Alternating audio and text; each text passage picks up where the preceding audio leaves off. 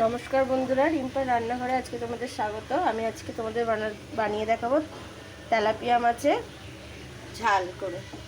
তার জন্য আমি কড়াতে তেল নিয়েছি আর মাছগুলো আগেই ভেজে রেখে দিয়েছি। তেলটা গরম হলে প্রথমে দিয়ে দেবো অল্প একটু চিনি। চিনিটার কালার আসা অবধি অপেক্ষা করব। এবার আমি দেব গোটা জিরে, দেব শুকনো লঙ্কা ফোড়ন। ফোড়নের গন্ধটা ছেড়ে গেলে দেখো খুব সুন্দর একটা ফোড়নের গন্ধ পেয়েছে। এবার দিয়ে দেবো কুচিয়ে রাখা পেঁয়াজ কুচি।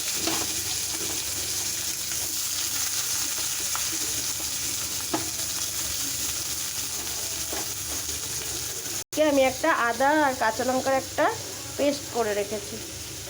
পেঁয়াজটা একটু হালকা লাল লাল ভাজা হবে, এই অবধি অপেক্ষা করব। এর মধ্যে এবার আমি একটু দেবো নুন। দেখো পেঁয়াজটা হালকা বাদামি রং চলে এসছে। এবার কুচি করে রাখা টমেটোটা দিয়ে দেবো। টমেটোটা ততক্ষণ নাড়বো যতক্ষণ না টমেটোটা সিদ্ধ হচ্ছে।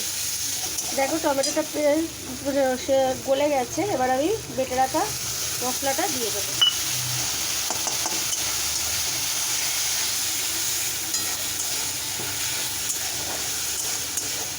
এবার আমি গুঁড়ো মশলা দেবো। এখানে আমি নিয়েছি ধনে গুঁড়ো, জিরে গুঁড়ো, হলুদ গুঁড়ো আর কাশ্মীরি লঙ্কার গুঁড়ো। এই মশলাগুলো আমি দিয়ে দেবো।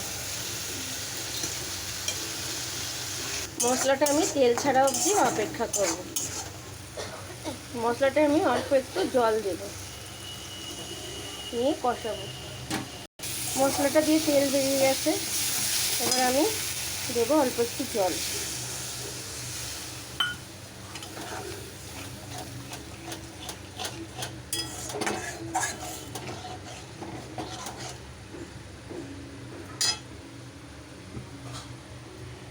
আর মাছগুলো এক একটা করে ঝোলে দিয়ে দেবো।